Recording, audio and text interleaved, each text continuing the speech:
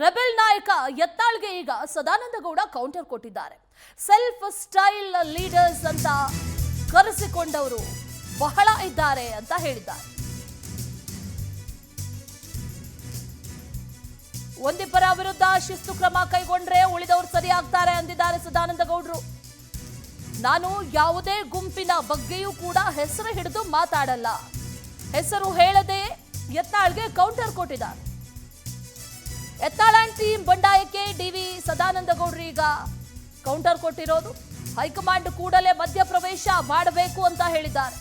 ಅಶಿಸ್ತು ತೋರಿದಂತ ಯಾರೇ ಆಗಲಿ ಅವರ ವಿರುದ್ಧ ಶಿಸ್ತು ಕ್ರಮವನ್ನ ಕೈಗೊಳ್ಳಬೇಕು.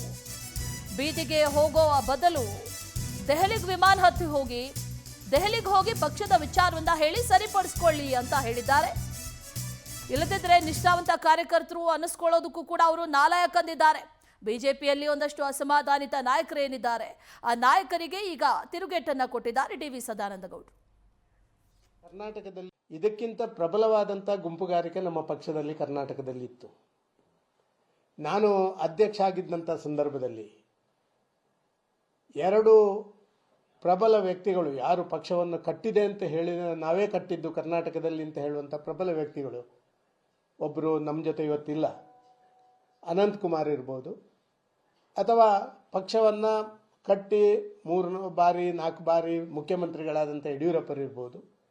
ಇವರ ಎರಡು ಗುಂಪುಗಳು ಅತ್ಯಂತ ಪ್ರಬಲವಾಗಿ ಸೆಣಸಾಡ್ತಾ ಇದ್ವು. ಆದರೆ ಯಾವತ್ತೂ ಬೀದಿಗಿಳಿಲಿಲ್ಲ.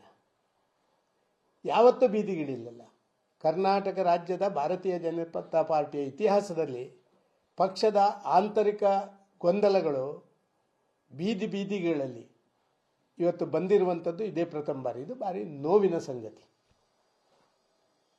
ಇಂಥ ಹಂತದಲ್ಲಿ ಕೇಂದ್ರದವರು ಇಳಿಯದಿದ್ದರೆ, ಯಾಕೆಂತ ಹೇಳಿದ್ರೆ ಕರ್ನಾಟಕದಲ್ಲಿರುವಂಥ ನಾವು ಯಾರು ಕೂಡ so called self styled senior leaders ಇದ್ದೇವಲ್ಲ, ನಾವು ಯಾರು ಕೂಡ ಇದನ್ನು ಸರಿ ಮಾಡುವಂಥ ಪರಿಸ್ಥಿತಿಯಲ್ಲಿಲ್ಲ.